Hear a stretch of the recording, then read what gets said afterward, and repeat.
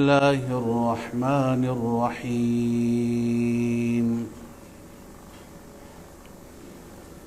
ما يجادل في آيات الله إلا الذين كفروا فلا يغررك تقلبهم في البلاد. كذبت قبلهم قوم نوح والأحزاب من بعدهم وهمت كل أمة برسولهم ليأخذوه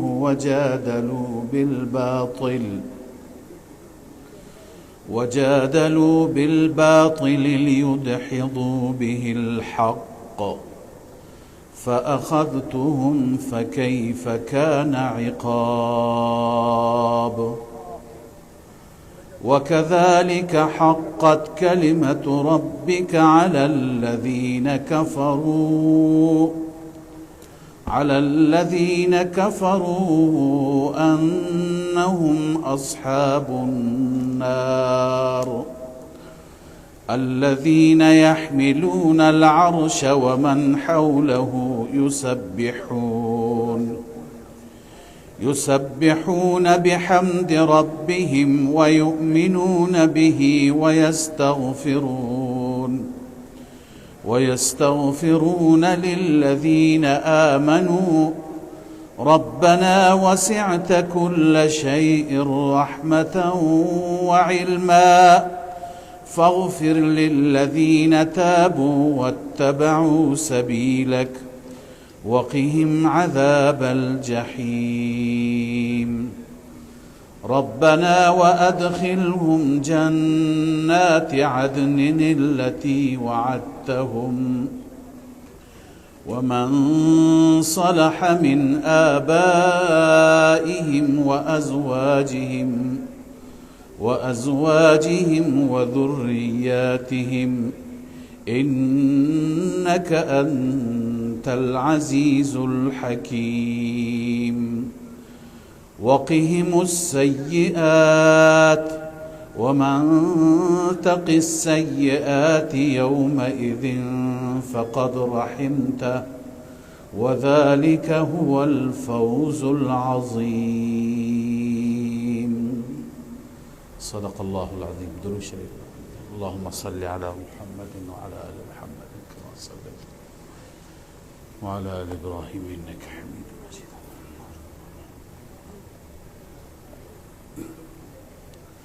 در هفته گذشته ترجمه و تشریح سوره مبارکه مؤمن آغاز شد و این آیاتی که تلاوت گردید ادامه اون آیات بود.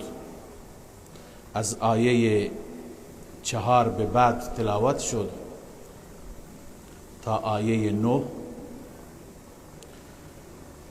در ابتدای سوره و آغاز سوره این مطلب را خواندیم که این کتاب از جانب ذاتی نازل شده، این حکمنامه از جانب چنان پروردگار و ربی نازل شده که العزیز غالب هست، العلیم دانا هست، غافر الذنب بخشاینده گناهان هست و قابل توبه ها را میپذیرد، شدید العقاب اگر کسانی تمرد و نافرمانی بکنن سخت عذاب میده، ذی کسانی که بپذیرن به اونها انعام واسع میده، جایزه زیاد میده.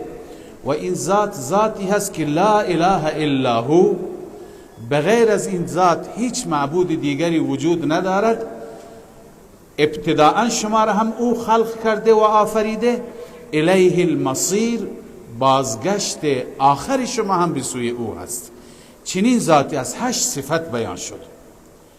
لذا ذاتی که این همه صفات را دارد این کتاب را اون ذات نازل کرده. معلوم میشه که این کتاب یک کتاب معمولی نیست. این کتاب یک کتابی هست دارای عظمت، دارای شان و بسیار کتاب بلند و بالایی هست. لذا این کتاب جای انکار ندارد. این کتاب مناسب نیست که کسی این را نپذیرد و قبول نکند. بعد از این خداوند وعید بیان می فرماید، تهدید بیان می فرماید برای کسانی که با این کتاب مبارزه بکنند، با این کتاب جدال بکنند، با این کتاب جر و بحث بکنند و در مقابل این کتاب مبارزه بکنند.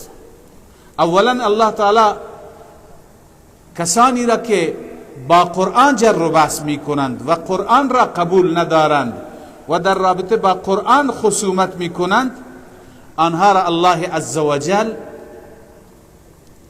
کفار می نامد. ما یجادل فی آیات الله الا الذین کفروا. در آیات الهی جدال نمی کنند مگر کسانی که کفر کردند. یعنی کسی که در قرآن جدال بکند، درباره آیات قرآن جر و بحث بکند، اون کافر است. این فتوای قرآن است. اما جدال قرآن چی عزیزان؟ جدال قرآن چندین نوع هست. یکی از صورتهای جدال قرآن تمسخر به قرآن است، انکار به قرآن هست، گوش نکشیدن به قرآن هست، توجه نکردن به قرآن هست. مشرکین علنا به پیروان خودشون میگفتند وقال الذين كفروا لا تسمعوا لهذا القرآن والغوا فيه.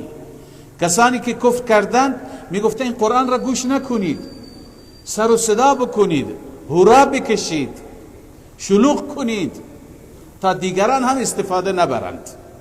لذا این جدال بالقرآن هست. دوم، در آیات قرآن مجید، آیاتی که قرآن بیان میکنه کسی انکار بکنه، بگه من قبول ندارم. هر حکمی که با قرآن ثابت شده، این حکم را هر کسی قبول نکند. بسیاری از احکام هستند که صریح هستند، هیچ شکی در اونها نیست. مثلا توحید خدای عزوجل، یکتاپرستی، اثبات قیامت، اثبات رسالت رسول الله صلی الله علیه و سلم، اینها را کسی انکار بکنه، قیامت را انکار بکند، خب قرآن را انکار کرده. چون قرآن میگه. رسول الله صلی الله علیه و سلم را کسی انکار بکند، قرآن را انکار کرده. توحید را کسی انکار بکند، یکتاپرستی را، اون قرآن را انکار کرده. اینها کفر هستند. یعنی احکام و دستوراتی که قرآن کریم صادر می فرماید. اما اینکه علما و فقها در رابطه با مسائلی که از قرآن برداشت می کنند، استنباطاتی که از قرآن برداشت می کنند، مسائل فقهی، اونها خارج از این بحث هستند. اونها آیه را قبول دارند، به آیه ایمان دارند، آیه را میپذیرند، ولی یکی میگه مراد آیه این هست، او یکی دیگه میگه نه مراد آیه اینه. مثلا یکی میگه مراد از آیه اینجا وضو هست، دیگری میگه مراد از آیه اینجا غسل است. خب اون فرق میکنه. او هر دو آیه را قبول دارد، آیه را انکار ندارد، اما در برداشت از آیه اون اختلاف است. اما این صورتی که اولی که عرض کردم کفر است، این صورتی هست که انکار میکند. قرآن میگه فقط یک خدا را عبادت کنید، او میگه نه، خدایان متعدد، سه تا خدا، یکی خدا هست، یکی عیسی مسیح هست، یکی روح القدس هست یا مریم هست. بالاخره با آیات قرآن مجید معارضه کردن، مجادله کردن، جر و بحث کردن، این بسیار خطرناک است. و یکی دیگر از صورتهای جدال بالباطل خدمت شما عرض کنم امروز هم هست، متاسفانه در گذشته هم بوده. اون این هست که حکمی را که قرآن، مثلا قرآن کریم میفرمود که ولا تدع من دون الله ما لا ينفعك ولا يضرك،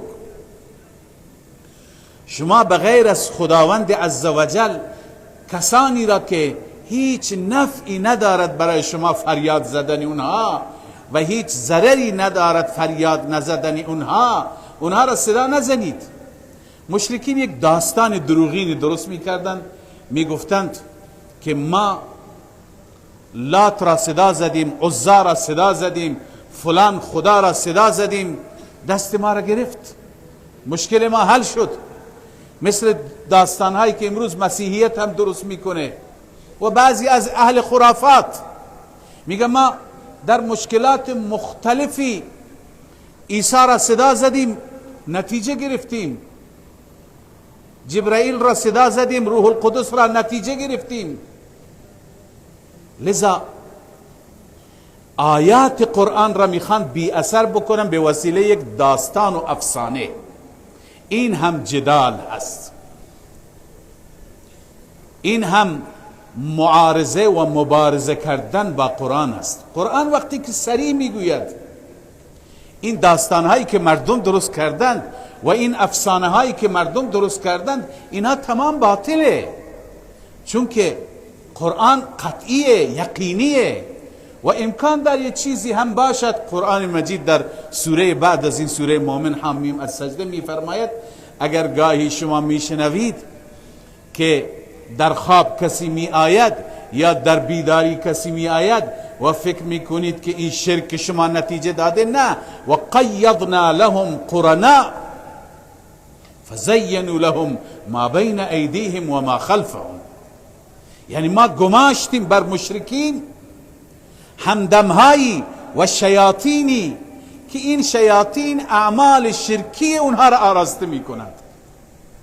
او برای غیر خدا گوسفند میکشد، در خواب میبینه یکی میاد میگه لباس سفید مثلا به تن داره، میگه خیلی کار خوبی کردی. او داره غیر خدا را فریاد میزنه، یکی در خواب یا در بیداری، شیاطین در خواب و بیداری میان. این آیه همینو میگه. لذا حالا این میاد و میگه آیه قرآن علیه بالله اشتباه گفته، من صدا زدم، من فلان کردم نتیجه گرفتم. عزیزان، اعتقاد، باور، ایمان باید بر آیه قرآن مجید استوار باشد، باید از قرآن گرفته بشه.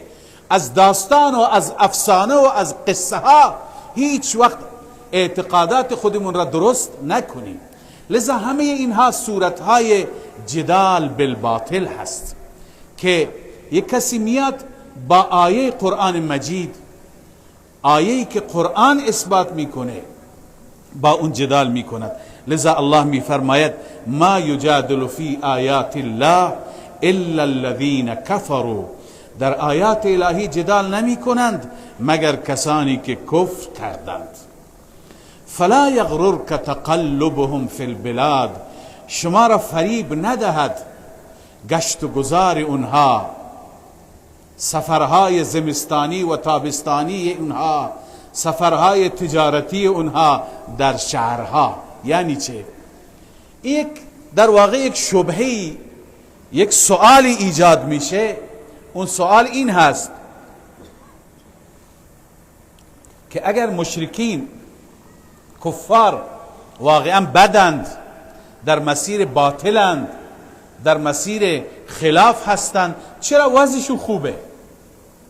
امروز هم همین سوالات است که اگر این کفار مبغوزند، مغضوبند، مورد خشم الهی هستند، چرا حرف اول را تو دنیا اینها میزنند؟ چرا نبض اقتصاد به دست اینها است؟ چرا قدرت به دست اینها است؟ چرا بزرگترین امکانات دنیا اهم از اسلحه و غیر در دست اینها است؟ چرا وضع اینها خوبه اگر اینها دشمن خدا هستند؟ اون زمان مشرکین همینو میگفتند، چون مشرکین سفرهای تجارتی داشتند، در فصل سرما به یمن میرفتند، در فصل گرما به شام میرفتند، تجارت میکردند، هی بروبیایی داشتند این طرف اون طرف. میگفتند اگر واقعا ما در مسیر باطل هستیم،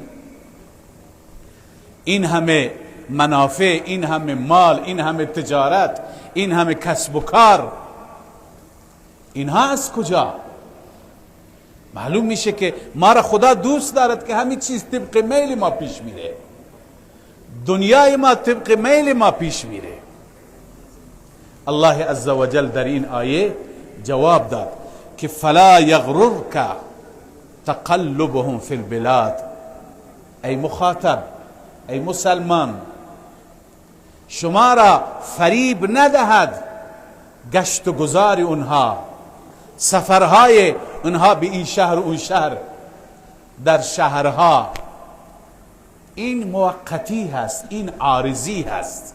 خدای عزوجل کفار را میدان میده، اینقدر به کفار میدان داد که در ظرف 13 سال بهترین بنده الله عزوجل را، سید اولاد آدم را، امام انبیا را، محمد رسول الله صلی الله علیه و سلم را، بدترین برخورد را بهش داشتند، بدترین اذیت و آزار را به ایشون و پیروان ایشون رساندند.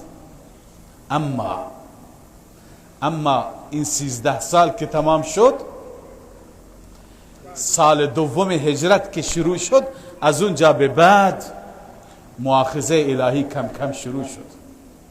در بدر اولین گوشمالی را خدا داد، در خندق الله تعالی اونها را مؤاخذه کرد، مکه فتح شد، طائف فتح شد، حنین فتح شد، تار و مار شدند. زیاد زمان نگذشت، 20 سالی نگذشت که اثری از شرک و مشرکین باقی نماند.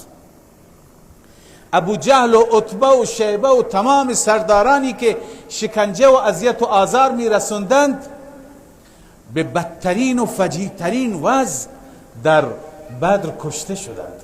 لذا الله عزوجل می فرماید اگر چند روزی اینها به اصطلاح امروزی ها خوشبش دارند، اگر چند روزی اینها در ناز و نعمت هستند، در غرور خودشون مست هستند، شما نگران نباشید، این شما را فریب نده، این باعث نشه که شما فکر کنید اونها بر حق هستند، در مسیر درست هستند. نه، فلا یغررک تقلبهم فی البلاد. در جای دیگه الله می فرماید لا یغرنک تقلب الذین کفروا فی البلاد متاع قلیل ثم مأواهم جهنم و بئس المهاد. شما را فریب ندهد کالای کسانی که لا یغرنک تقلب الذین، سفرهای تجارتی کسانی که شهرها تجارت میکنند، متاع قلیل، یعنی یک کالای بی ارزش و چند روزه‌ای در اختیار اونهاست، بعدا مؤاخذه میشند. اگر در دنیا مؤاخذه بشن، البته در دنیا لازم نیست،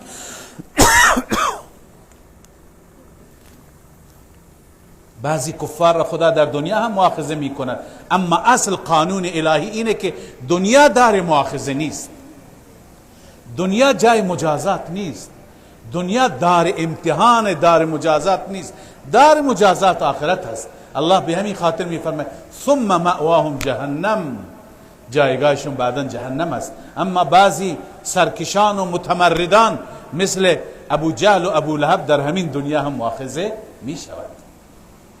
لذا الله میفرماید این چیز شما را فریب ندهد، فلا یغررک تقلبهم فی البلاد. پس ببینید این کفار که در مسیر کفر هستند، با اهل حق در جدال هستند، اهل حق را میزنند، اهل حق را شکنجه میدهند، اهل حق را اذیت و آزار میرسانند. تاریخ گذشته هم نوعان اینها را نگاه بکنید.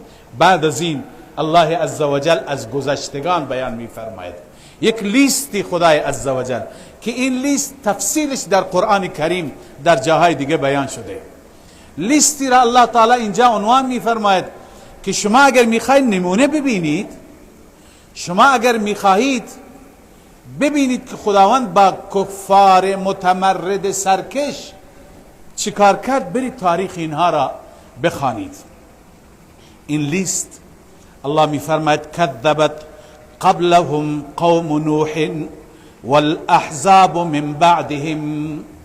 تکذیب کرد قبل از اینها، قبل از این قریش، قوم نوح تکذیب کرد. اولین گروهی که تکذیب کرد و در مسیر شرک قرار گرفت قوم نوح بود. و احزاب بعد از اونها. احزاب در جاهای دیگه نام برده، اینجا الله تعالی به احزاب، احزاب یعنی حزبها، گروههای مختلف، مثل قوم عاد، قوم ثمود، قوم لوط، قوم شعیب، اینا تمام اقوامی هستند، قوم فرعون، که بیشتر خدای عزوجل این اقوام را نام میبرد. اینها تکذیب کردند. نتیجهشون را بخوانید در قرآن. اینا چیکار کردند؟ عزیزان، از این آیه یک نکته معلوم میشه که خداوند در دنیا که عذاب میاره برای کفار فقط با تکذیب و با انکار و با کفر عذاب نمیاره. چه بسا کفار هستند که انکار میکنند، کفر میکنند، اما در دنیا تا آخر هیچ مشکلی برایشون پیش نمیاد. اون دیگه معاملهشون با الله هست در آخرت. اما علاوه از کفر دو کار دیگه وقتی که میکنند، اون وقت خدای عزوجل در همین دنیا عذابشون میده. اون دو کار دیگه چیه؟ و همت کل امت برسولهم لیأخذوه. اولین اینه که هر امتی و هر گروهی اراده پیامبر خودشون را کردن تا پیامبر را بگیرند، پیامبر را اذیت کردند، پیامبر را شکنجه دادند، پیامبر را زندان کردند، پیامبر را کتک زدند، یاران پیامبر را کتک زدند. یعنی بعد از تکذیب ایذاء رسول، اذیت کردن پیامبر. مولانا روم میفرماید هیچ قومی را خدا رسوا نکرد تا دل صاحب دلی نیامد به درد. خداوند زمانی رسوا می کند که دل صاحب دلان به درد بیاید. تنها خدا در دنیا به خاطر حق خودش، به خاطر کفر و انکار زود مؤاخذه نمی کنه، مال خودش را برای آخرت گذاشته. اما وقتی که با بندگان خدا خودشون را بگیرند، وقتی که اهل حق را، اهل دل را، کسانی که رابطه با رب دارند، کسانی که زندگیشون برای پروردگار است، کسانی که در دنیا برای پروردگار و راه پروردگار تلاش می کنند، مثل انبیا، وقتی که با اونها گریبانگیر می شوند، اونها را اذیت و آزار می کنند، اون وقت الله تعالی رسوایشون میکنه. پس بعد از تکذیب مطلب دوم اینه که و همت کل امت برسولهم لیأخذوه. هر امتی، هر گروهی پیامبر خودشون را مورد هدف قرار دادند، قصد کردند تا که لیأخذوه، تا پیغمبر را بگیرند. و جادلوا بالباطل، این مسئله سوم است. و جادلوا بالباطل یعنی با پیامبر یک مبارزه اینه که خود پیامبر را اذیت کردن، یک مبارزه اینه که دعوت پیامبر را مورد هدف قرار دادن. دعوت اصلی هر پیامبر چیه؟ توحیده، یکتا پرستی هست. قرآن میفرماید و ما ارسلنا من رسول الا نوحی الیه انه لا اله الا انا فاعبدون. هر پیامبری دعوتش این بوده که مردم دیگه خدایی، دیگه معبودی، دیگه مسجودی به غیر از الله نیست، فقط او را عبادت کنید. لذا در این مسئله، در مسئله توحید آمدند جدال کردند، جدال کردند، مثل جدال قریشی ها. قریشی ها چی گفتند به رسول الله صلی الله علیه وسلم؟ گفتند یک کشور یک مملکت را یک رئیس، یک پادشاه نمیتونه اداره بکنه. ده ها وزیر دارد، این وزیرها ده ها مدیر دارند، این مدیرها ده ها رئیس در شعبه های مختلف داره. یک کشور را هزاران و میلیون ها نفر میتونن اداره بکنند. چطور این عالمی با این بزرگی را یک خدا میتونه اداره بکنه؟ علیاذ بالله. اونا میگفتند که یکی بالاخره نان میده، یکی رزق میده، یکی اولاد میده، یکی فلان میده، یکی فلان. باید خدایان متعددی باشد. به همین خاطر ایراد میگرفته اجعل الالهه اله واحدا، آیا همه خدایان را جمع کرده در یک خدا، منحصر در یک خدا؟ این که ممکن نیست. لذا این بود جدال بالباطل، این سفسطه بازی هایشون بود، این فریب کاری هایشون بود به وسیله این نوع مسائل پوچ، در حالی که اینها خدا را نشناخته بودند، هنوز خدا را نمیدونستند که الله عزوجل دارای چه صفاتی هست. خدا را به یک پادشاهی مقایسه میکردند. الله فرمود لا تضربوا لله الامثال، برای خدا این نوع مثال های پوچ بیان نکنید. ان الله یعلم و انتم لا تعلمون، خدا میدونه شما نمیدونید. لذا سومین کاری که کردند عزیزان من این بود که وجادلوا بالباطل، به وسیله باطل جدال کردند. چرا؟ لیدحضوا به الحق، تا که به این وسیله حق را بلغزانند، یعنی حق را، توحید را، مسیر حق را منحرف بکنند. خداوند میفرماید وقتی که این اقوام گذشته این کار را کردند فاخذتهم، من اونها را مؤاخذه کردم، من به عذاب گرفتار کردم.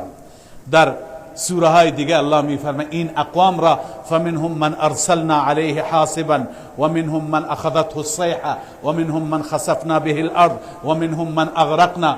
بعضی ها که الله تعالی چنان بادی که سنگ بارانشون کرد بر اونها فرستاد، بعضی ها صیحه آسمانی آمد اونها را از بین برد، بعضی ها در زمین خسف شدند، بعضی ها غرق شدند، بعضی ها زلزله برای اونها آمد، انواع عذاب ها.